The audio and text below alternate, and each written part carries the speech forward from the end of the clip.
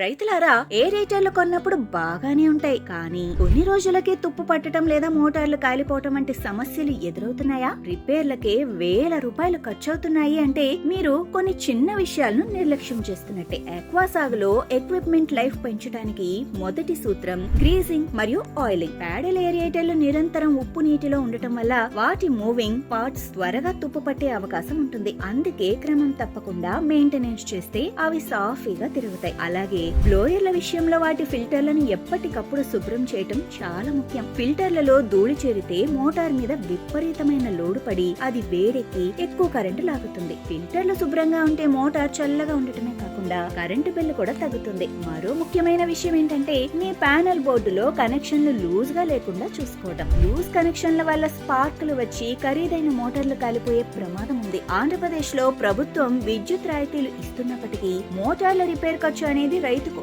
అదనపు భారమే. ఈ రిపేర్ ఖర్చులను 50% వరకు తగ్గించుకోవాలంటే క్రమబద్ధమైన తనిఖీ ఒక్కటే మార్గం. ప్యాడల్ ఏరియేటర్లు మరియు బ్లోయర్స్ అనేవి మీ చెరువుకు ఊపిరితిత్తుల వంటివి. వాటిని మీరు ఎంత ఆరోగ్యంగా ఉంచితే మీ రొయ్యలు అంత వేగంగా ఆరోగ్యంగా పెరుగుతాయి. గుర్తుంచుకోండి, సరైన సమయంలో చేసి చిన్న మెయింటెనెన్స్ మిమ్మల్ని పెద్ద పెద్ద రిపేర్ల నుండి కాపాడుతుంది. ఈ రోజే మీ చెరువు దగ్గరున్న ఏరియేటర్లు మరియు బ్లోయర్లను ఒక్కసారి క్షుణ్ణంగా చెక్ చేయండి. మీకు మెయింటెనెన్స్ విషయంలో ఏవైనా ఇబ్బందులు ఎదురవుతున్నాయా? కింద కామెంట్ బాక్స్ లో తెలియజేయండి. ఈ స్మార్ట్ టిప్ ను మీ రైతు మిత్రులకు వెంటనే షేర్ చేయండి. Follow shrimp news for more updates.